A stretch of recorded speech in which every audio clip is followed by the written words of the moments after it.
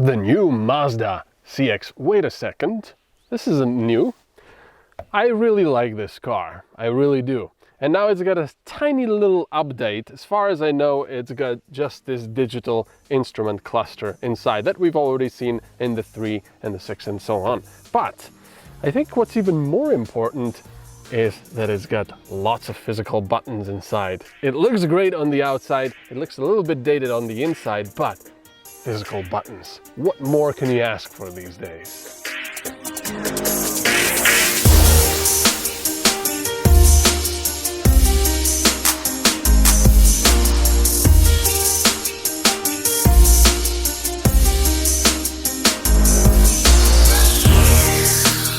After 3 years of Mazda unveiling the second generation with these looks, I still love it to bits. It still looks amazing, especially the front.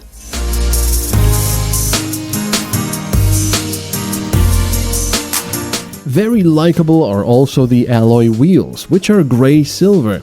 They don't scream, "Look at me!" but are just nice.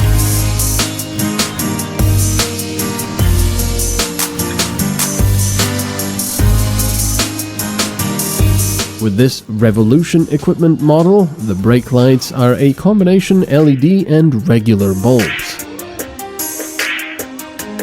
And inside, everything as per usual.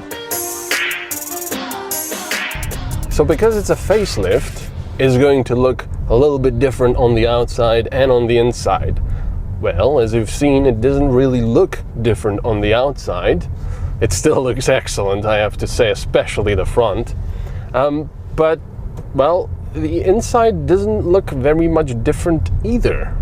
So, what's the deal? Well, the thing is,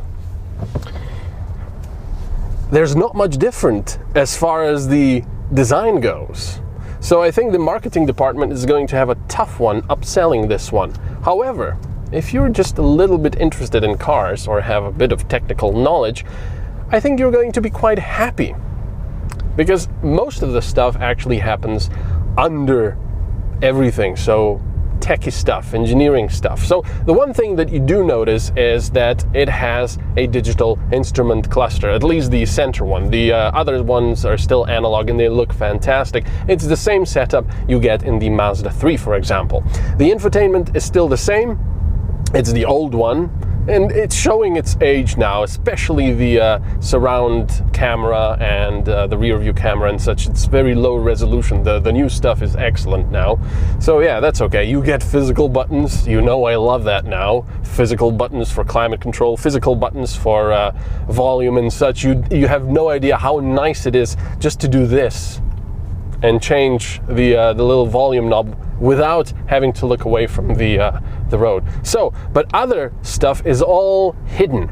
So one thing that you do get is an updated engine. This is a 2.2 liter, 150 horsepower version, and they updated it so it has lower emissions.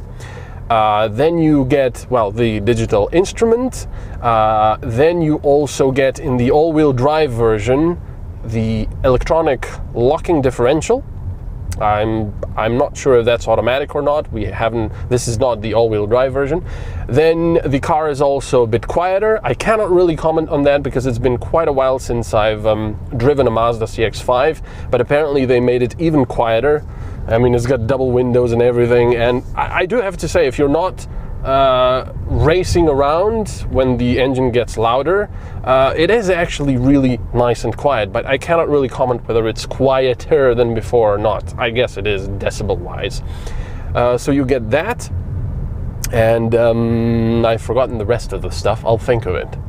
Oh, that's the thing that I forgot to mention, that now, at least over here, the head-up display you do get in a lower equipment level as standard now, which is excellent. I think this is one of the technologies that's really, really nice to have. It's not just a gimmick, and I would suggest everyone to actually at least try driving a car with a proper head-up display, not the one on the little plastic screen that comes up, but on the windscreen or the windshield, because it is actually really useful. Of course, everyone is going to be like this, so, you know, on their phone, so they won't be able to look at the windscreen, but, you know, thoughts. Anyway, what else? Well, these are the facelift things. But something that I was really surprised by is the fuel consumption. Right now it's going a little bit up because I'm driving very slowly and recording this, but the lowest I got this car quite consistently, not in really stop and go traffic, but in, you know, in little towns and such, 4.3 liters per 100 kilometers. Right now it's 4.5 liters per 100 kilometers. I know, this is a diesel, yes, so it's going to be more economical, but this is a 2.2 liter diesel 4-cylinder in a larger, heavier, less aerodynamic car.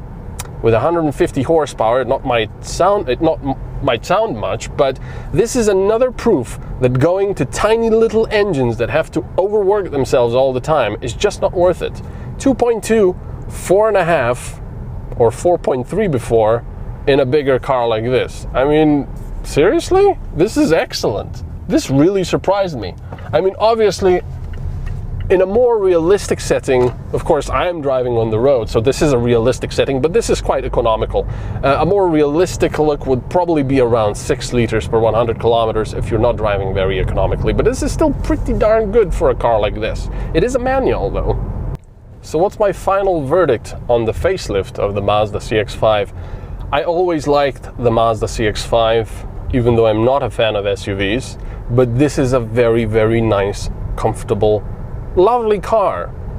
The engine is extremely surprisingly economical for such a car. It actually sounds excellent when you're pushing it up into the higher RPMs. I don't know what they did, but it sounds nice. And are all the little facelift things that you can't see worth it? I would say yes, because you're going to be paying pretty much the same price probably for a Mazda CX-5 as before, except now that you get even more for the same price. You get better stuff, a better engine, quieter car, digital instrument. The only criticism I would have right now is that they didn't put the new infotainment in here. Of course, they would need to change the dashboard and such for that, but yeah, the new infotainment screen with the higher resolution rear view cameras and such, that would be perfect. Yes, it might look now with the whole design a little bit dated when you sit in it, but you quickly get used to it and you love it because it's got physical buttons and it's comfortable and it's quiet and it's just lovely. I really like the Mazda CX-5.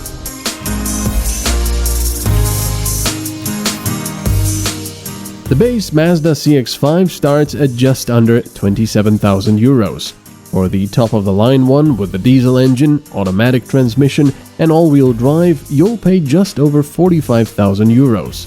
The test model's price was 37,000 euros.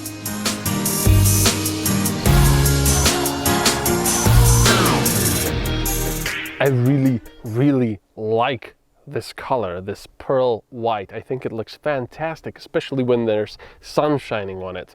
And that got me thinking about this car. Smart people, if they're buying an SUV, will buy a Mazda CX-5. But even smarter people will buy a Mazda 6 or a Mazda 3.